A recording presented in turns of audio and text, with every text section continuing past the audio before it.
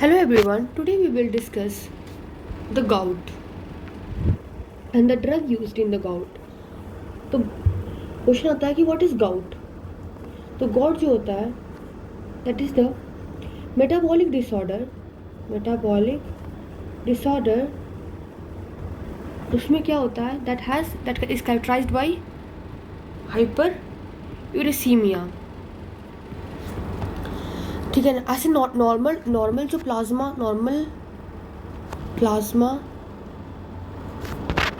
जो uric acid होता है या फिर हम लोग इसको यूरेट भी केडीटी में यूरेट लिखा हुआ है क्योंकि जो प्लाज्मा में क्या होता है वो एनाइन फॉर्म में मूव करता है।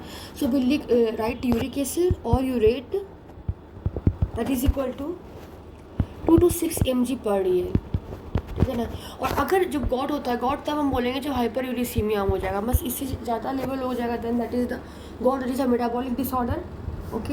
एंड नाउ यूरिक एसिड जो होता है क्या होता है, uric acid that is the product of purine metabolism.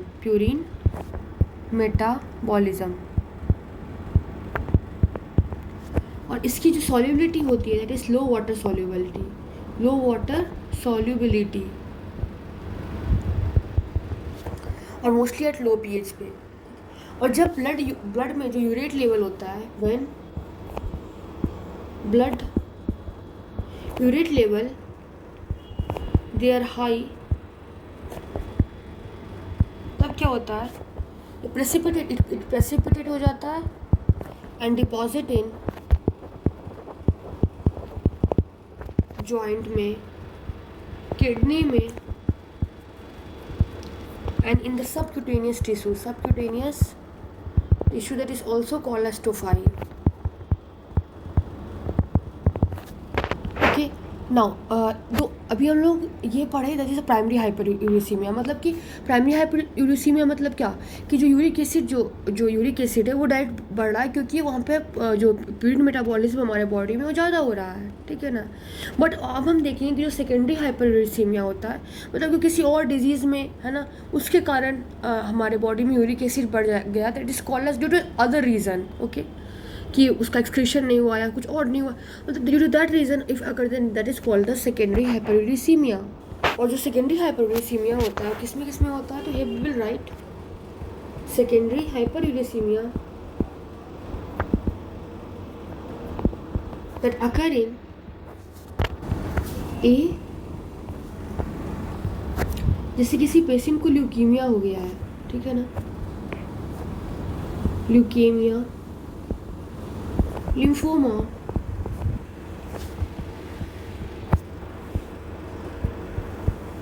Polycythaemia. Okay. और जब हम लोग इसका ट्रीटमेंट किए by the treatment is done by chemotherapy और बाय रेडिएशन, तो इससे क्या होता है कि there is enhanced nucleic acid metabolism, जिससे क्या होता है यूरिक एसिड प्रोडक्शन जो होता है वो बढ़ जाता है, यूरिक एसिड प्रोडक्शन हो जाता है। Okay, so this was the first thing कि ये हो गया। और now B that is the, अगर ड्रग हमने कोई ड्रग जैसे लेते हैं, जैसे हमने पढ़ा था कि थायराइड्स में थायराइड्स लेते हैं तो that is the hyperuricaemic drug like that. पहले हम लिखेंगे थियाजाइड्स। मेरी एक वीडियो में मैंने जो डायबिटिक्स का वीडियो उसमें मैंने बताया था कि थियाजाइड्स का साइड इफेक्ट ही होता है hyperuricaemia. After that फ्यूरोसामाइड,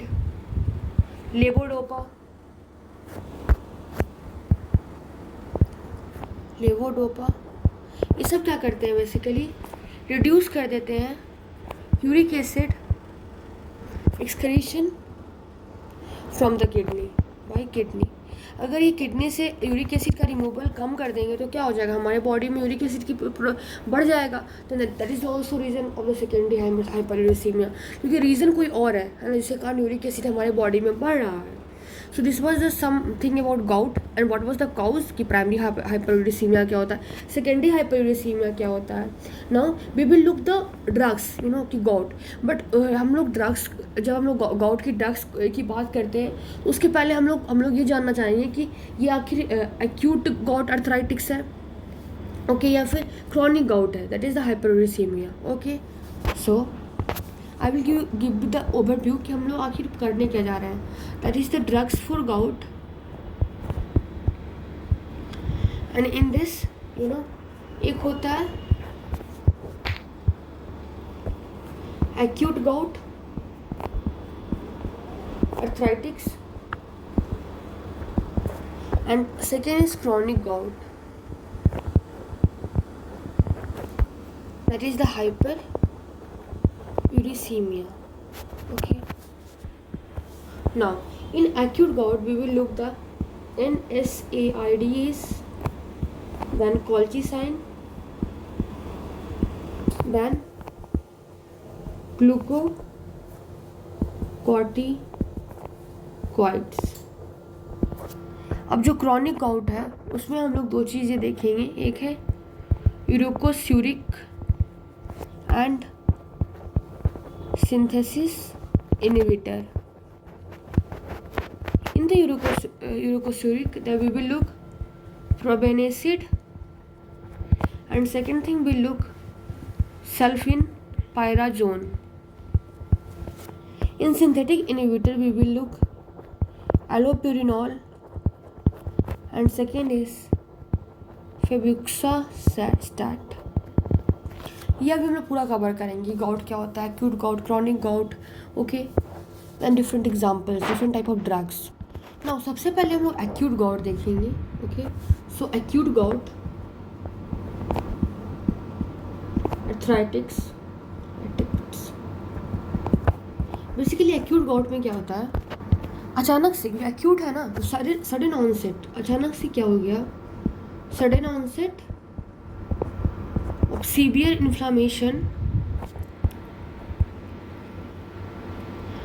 in small joint.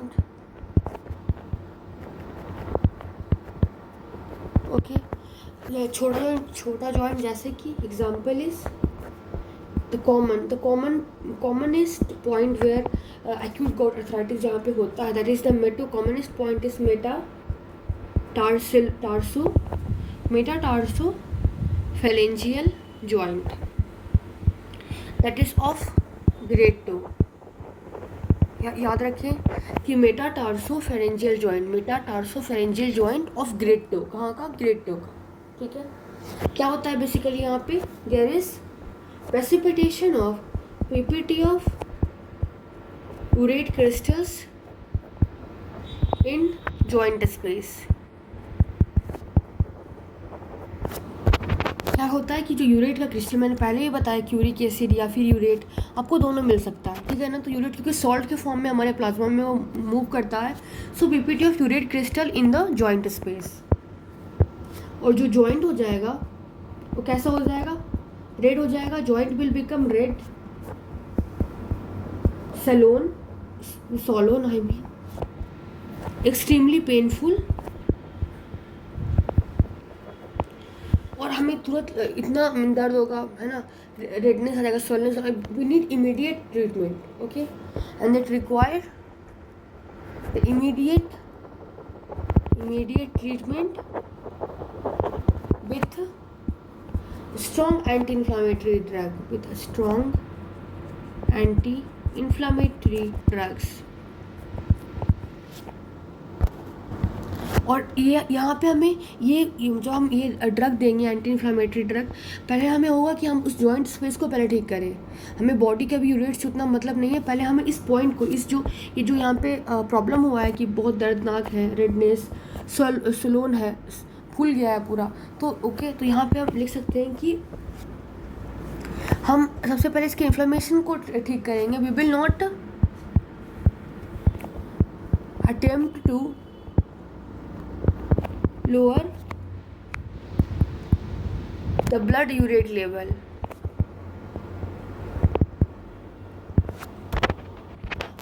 और उसके बाद जब ये ठीक होने लगेगा, then we will give after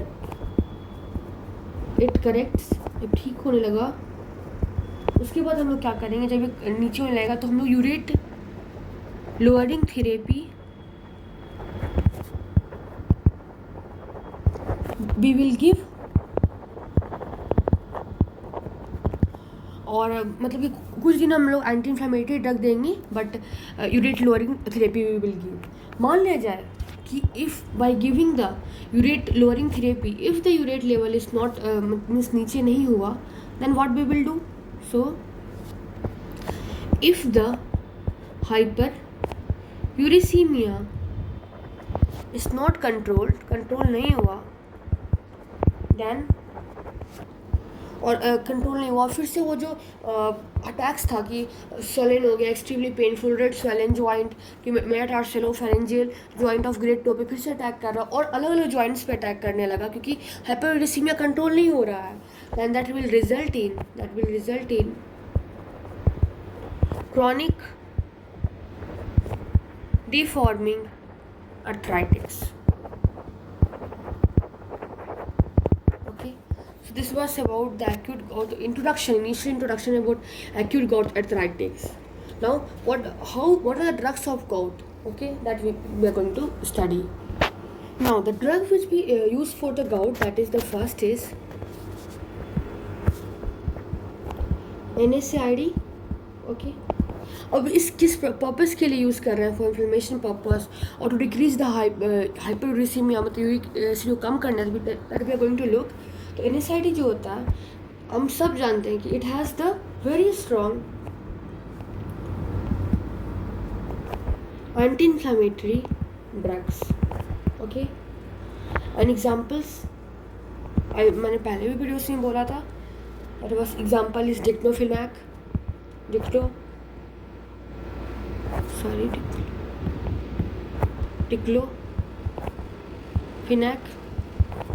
indomethacin,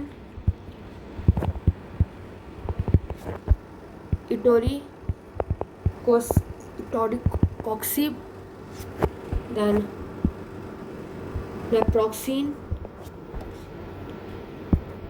पिरिऑक्सीकेम. This are some of the NSAIDs जिसके बहुत स्ट्रॉन्ग एंटी इन्फ्लामेटरी ड्रग्स हैं. एग्जाम्पल्स है डिक्लोफिनैक आप याद कर सकते हो, इंडोमेथासिन, इटोरीकॉक्सिब, नेप्रोक्सीम, पिरोक्सीकेम. ठीक है, इसको हम लोग बहुत हाई डोज में देते हैं और रिपीटेड डोज में देते हैं. Okay, so we give in high dose, in high and quickly repeated dose, क्योंकि मतलब कि बहुत स्ट्रॉन्ग एंटी इन्फ्लेमेटरी इफेक्ट है, तो ये टर्मिनेट कर देता है अटैक को, मतलब जो अटैक हुआ है due to hyperuricemia within the 12 to 24 hours, मतलब कि एक दिन में कर देता है, और पूरा का पूरा अच्छे से ठीक है 5 to 10 डेज में करता है. So it take 12 to 24 hours to terminate the attack and complete resolution takes 5 to 10 days.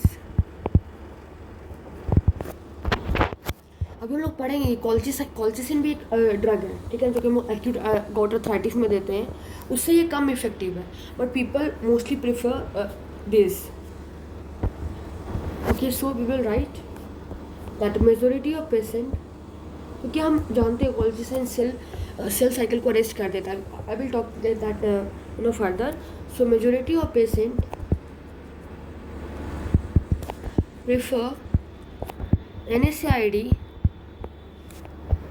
over colchicine. Patient over the NSAID over the colchicine. क्यों? क्योंकि इनके जो strong, because they are strong anti inflammatory. It is only anti inflammatory, not यूरोकोस्यूरिक. Okay, action that is responsible for this benefit. Okay, now after that we will see key drugs like naproxen, piroxicam,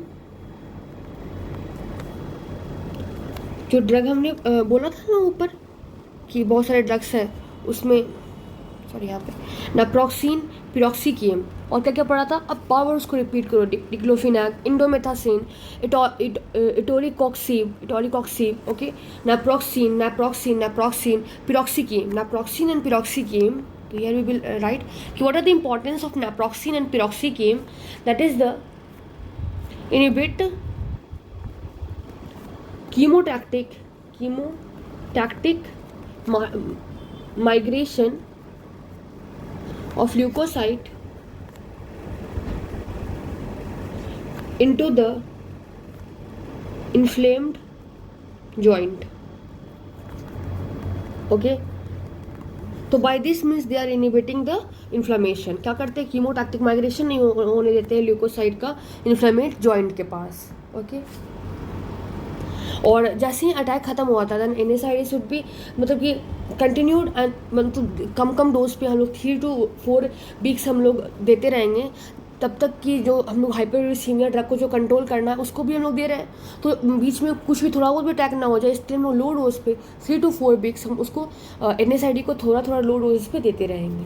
so this was all about the NSAID. Now we will look about the second colchicine. Second is colchicine. We all know that the colchicine is alkaloid है, everyone know that alkaloid, and that is from colchi plant है, colchicium autumnale. Okay, और ये got के लिए use हो रहा है, ठीक है ना. तो colchicine जो बेसिकली है that is neither analgesic and nor they are the neither analgesic nor anti-inflammatory, but ये स्पेसिफिकली क्या करता है, it is written and it specifically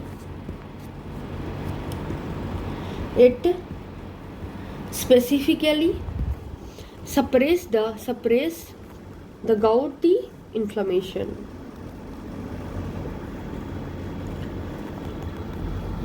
ये ऐसा भी कुछ नहीं कर रहा है कि यूरिक एसिड को सिंथेसिस होने में या इनिबिट कर रहा है सिंथेसिस होने में, या प्रमोट कर रहा है एक्सक्रीशन ऑफ यूरिक एसिड, ऐसा कुछ भी नहीं करता है. So it is very important कि it does not inhibit the synthesis और promote the excretion, the inhibit the synthesis और यहाँ पे लिखो और promote the excretion of uric acid. ये कुछ नहीं कर रहा है ऐसा काम. नाउ सबसे पहले मैं आपको पूरा का पूरा मैकेनिज्म बताने जा रही हूँ कि कैसे जो एक्यूट अटैक ऑफ गाउट जो होता है वो कैसे प्रेसिपिटेट होता है किसी जॉइंट पे एंड ऑल दैट. सो और उसके बाद मैं बताऊँगी कॉल्चिसिन जो है वेयर मतलब कि वो कहाँ पे काम करता है ना. यहाँ पे लिखा हुआ है कि it is specifically suppress the got inflammation. तो ऐसा क्या करता है जो कि सिर्फ और सिर्फ गॉट में जो इन्फ्लेमेशन हुआ उसको ये सप्रेस करता है. So here I am going to write that the acute attack of gout कैसे स्टार्ट हुआ, कैसे means mechanism. Okay, now the very first thing that is the acute attack जो गाउट हुआ उसके बाद क्या हुआ कि सबसे पहले PPT of urate crystals okay in the synovial fluid. After that इसके बाद क्या हुआ, जो यूरेट क्रिस्टल है that is engulfed by this is engulfed bye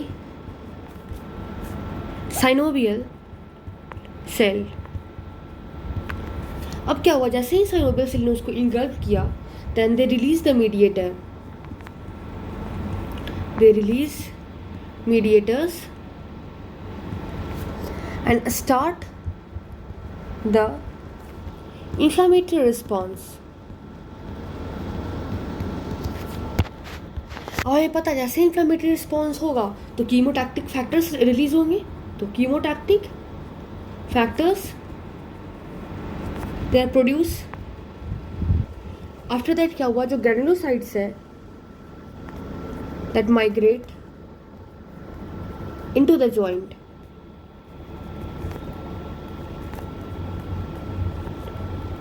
उसके बाद जो ये ग्रेनुलोसाइट है ये फैगोसाइट्स कर गए थे, फैगोसाइटोस्ड द यूरेट क्रिस्टल और रिलीज किया एक ग्लाइकोप्रोटीन को, रिलीज्ड एक ग्लाइकोप्रोटीन जो कि एग्रीवेट किया inflammation, that aggravated the inflammation. कैसे? बाई, सबसे पहले इन्होंने क्या किया, इंक्रीज कर दिया lactic acid, increased lactic acid production from inflammatory cell. अब जैसे ही फिर जैसे ही लैक्टिक एसिड प्रोडक्शन होने लगा इन्फ्लामेटरी सेल से, तो फिर उससे क्या हो गया, लोकल जो पीएच था वो रिड्यूस हो गया। और हमें पता है कि जब पीएच की वैल्यू कम हो जाती है हमारे बॉडी में, तो जो यूरेट क्रिस्टल्स होते हैं, यूरेट क्रिस्टल्स वो पीपीटी होने लगते हैं। सो this was the mechanism. And second is जो ग्लाइकोप्रोटीन था जो कि एग्रीवेट कर रहा था इन्फ्लेमेशन को, वो क्या करता है ऑल्सो, मतलब कि एग्रीवेट कर देता है कि release of lysosomal enzyme, okay, जो कि कॉज करता है जॉइंट की डिस्ट्रक्शन को, जॉइंट डिस्ट्रक्शंस। ठीक है, दिस वाज द पॉइंट कि क्या क्या एक्यूट अटैक ऑफ गॉट क्या क्या करवाता है। सबसे पहले अब तो एक और मैं रिपीट कर रही हूँ so that you can remember easily, कि understand easily then you will remember easily. कि पहले यूरेट क्रिस्टल जो है उसका पीपीटी बना कहाँ पे, साइनोवियल फ्लूइड में, ठीक है, क्योंकि हमारे बॉडी में हाइपरयूरेसीमिया हो गया। उसके बाद साइनोवियल सेल जो है उसको इनगल्प कर लिया। जैसे इनगल्प किया उसको लगा कुछ ये फॉरेन पार्टिकल्स है। आफ्टर दैट ये क्या, साइनोवियल सेल्स उसको इनगल्प किया, देन उसके बाद अगर कुछ फॉरेन पार्टिकल्स आएगा तो वो रिलीज़ करेगा कुछ मीडिएटर्स जो कि स्टार्ट कर देगा inflammatory response.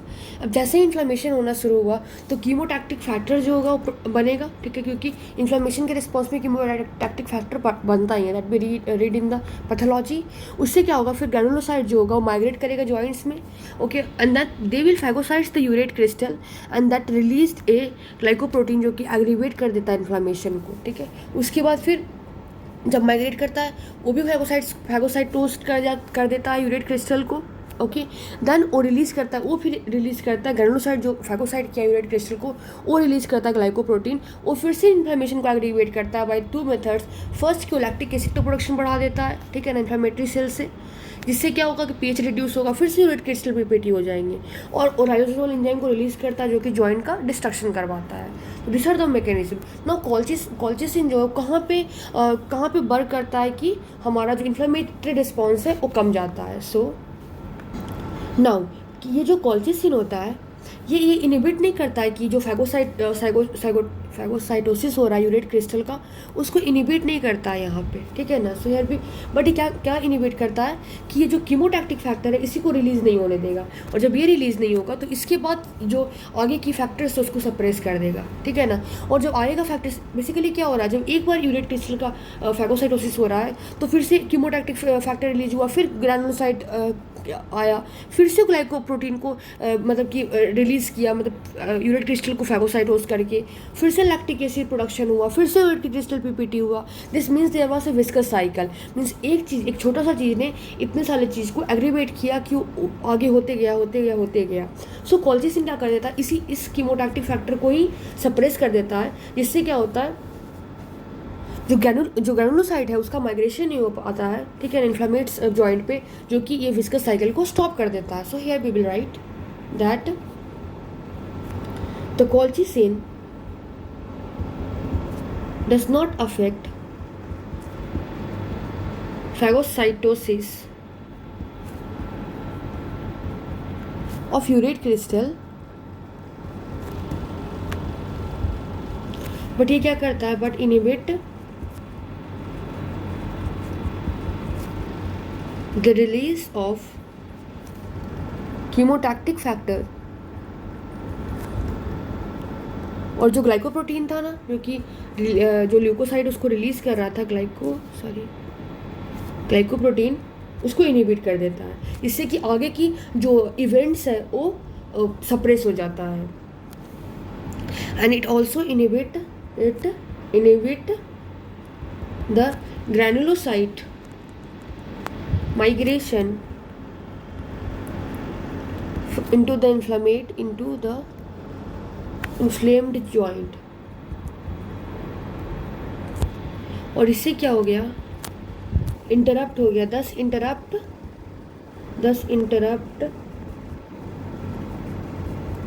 The viscous cycle. So this was the factor of colchicine. और हमने पहले ही पढ़ा था कॉल्चिसिन जो है NSAID से ज़्यादा इफेक्टिव है, but people don't like to use it more oftenly, क्योंकि ये इनहिबिट कर देता है सेल साइकिल को। That we are going to look further. Now we will look some other action of colchicine that are, first it disturb the cell cycle, that is the anti-mitotic. This means that colchicine cause metaphase arrest. How? By binding to microtubule of mitotic spindle. This was the first. Second was this colchicine increases the gut motility through, so second action is through neural mechanism. Now what is the uses of मतलब colchicine and कैसे हम लोग इसको acute gout के लिए use करते हैं। So uses, colchicine जो है it is the fastest acting drug to control the acute gout, okay. क्या इसकी डोज है, 0.5 mg 1 to 3 आवरली। कितना देना है with A total 4 dose in a day. So you will remember 0.5 milligram हमें देना है 1 से 3 घंटे से के अंतराल पे, एंड हमें 4 डोज देना है, ठीक है, in a day. Okay, this was the thing. Now maximally हमें कितना देना है, maximum that is the 6 milligram in a course, जो कि हमें दे देना है कितने दिनों के अंदर, मतलब हम अंदर दे सकते हैं, that is over the 3 to 4 day. अभी जो अटैक का जो कंट्रोल करता है, कंट्रोल ऑफ अटैक, हम लोग जब मेडिसिन लिए तो उसके 6 to 12 अंदर के आवर के अंदर, जैसे जो NSAID था वो 12 to 24 आवर्स हमने देखा था, इसका जो कंट्रोल ऑफ अटैक है 6 to 12 आवर्स है। और कम्प्लीटली ठीक हम कितने दिन में होंगे, completely resolution takes 3 to 5 days, in 3 to 5 days। But इसकी टॉक्सिसिटी जो होता है ना बहुत ज़्यादा होता है, ठीक है ना, इसीलिए ये NSAID के बाद हम लोग मतलब कि प्रेफर करते हैं। नाउ तो सो वी विल सी कि what are the toxicity of using the colchicine। So toxicity हमने पहले भी देखा, जो colchicine है वो इंक्रीज गट मोटालिटी कर देता है न्यूरल मैकेनिज्म के थ्रू। सो टॉक्सिसिटी में सबसे पहले हम क्या लिखेंगे कि it will cause nausea, vomiting. अब चूंकि ये गट की मोटालिटी को इंक्रीज कर देता है, सो इट विल डू बाटरी या फिर ब्लडी डायरिया, ये एब्डोमिनल क्रैम्प्स, ठीक है। और अगर इस ड्रग की एक्यूमुलेशन हो गई, हमने क्या बोला कि जैसे ये हम लोग मैक्सिमली 6 mg हम लोग कोर्स देते हैं 3 to 4 days। अगर हम लोग और ज़्यादा देखेंगे तो, और मैं यहाँ पे लिखी नहीं हूँ, बट कि जब हम लोग सेकेंड कोर्स जो स्टार्ट करेंगे वो हम लोग 7 दिन के पहले मतलब कि नहीं देंगे, क्योंकि अगर वो एक्यूमुलेट हो आता है हमारे बॉडी में तो बहुत साइड इफेक्ट करता है। तो वही हम लोग लिखेंगे कि if accumulation of drug occur, accumulation of drug okay in intestine and ये क्या कर देता है, माइटोसिस को इनहिबिट कर देता है, inhibition of mitosis okay that is responsible, this is responsible for toxicity. अगर बहुत ज़्यादा अगर हमने ओवरडोज दे दिया कॉल्चिसिन का तो उससे क्या हो जाएगा, किडनी डैमेज हो जाएगा, CNS डिप्रेशन हो जाएगा, क्योंकि सबसे मेन इफेक्ट कि माइटोसिस को ये इनहिबिट कर रहा है, ठीक है। इंटेस्टाइन में ब्लीडिंग हो जाएगा, मस्कुलर पैरालिसिस और डेथ हो जाएगा रेस्पिरेटरी फेलियर के थ्रू, ओके। मस्कुलर पैरालिसिस और रेस्पिरेटरी फेलियर के कारण डेथ हो जाएगा। तो this was all about the colchicine. Now the third medicine that we have seen for the acute gout, that was the corticosteroids, okay. यहाँ पे हम लोग क्या देखेंगे कॉर्टिकोस्टेरॉइड्स में, कि इसमें बेसिकली हम लोग क्या करते हैं, इंट्रा आर्टिकुलर इंजेक्शंस देते हैं, इंजेक्शन किसका, of soluble steroid. Example is ट्राई-MCM सिनोलोन, ठीक है ना। कहाँ पे, स्मॉल फिंगर्स पे, टो के जॉइंट पे, इन स्मॉल फिंगर टो के जॉइंट पे। ये क्या कर देता है, सप्रेस कर देता है, suppress the symptom of acute gout, ठीक है। ये हम लोग तभी देते हैं जब कुछ ही जॉइंट जब इन्वॉल्व होता है और जब NSAID कॉल्चिसिन जब टॉलरेट नहीं कर रहा है body. So it is given when one or few joint is involved, और जबकि हमारा NSAID and colchicine is not tolerated, okay। you think now after that हम एक सिस्टमिक स्टेरॉइड भी हम पढ़ते हैं इसमें। ये तो पर्टिकुलरली हम लोग इंट्राआर्टिकुलर इंजेक्शन दे रहे हैं, वो पर्टिकुलर जॉइंट पे। एक होता है सिस्टमिक स्टेरॉइड्स, ये भी बहुत ज़्यादा पावरफुल होता है, ठीक है ना, बट ये बहुत कम, मतलब बहुत कम की ज़रूरत होती है ऐसा। ये बहुत इफेक्टिव होता है और कॉल्चिसिन की तरह ही पूरा इफेक्टिव होता है। So it is highly effective and produce same response as colchicine, but reserved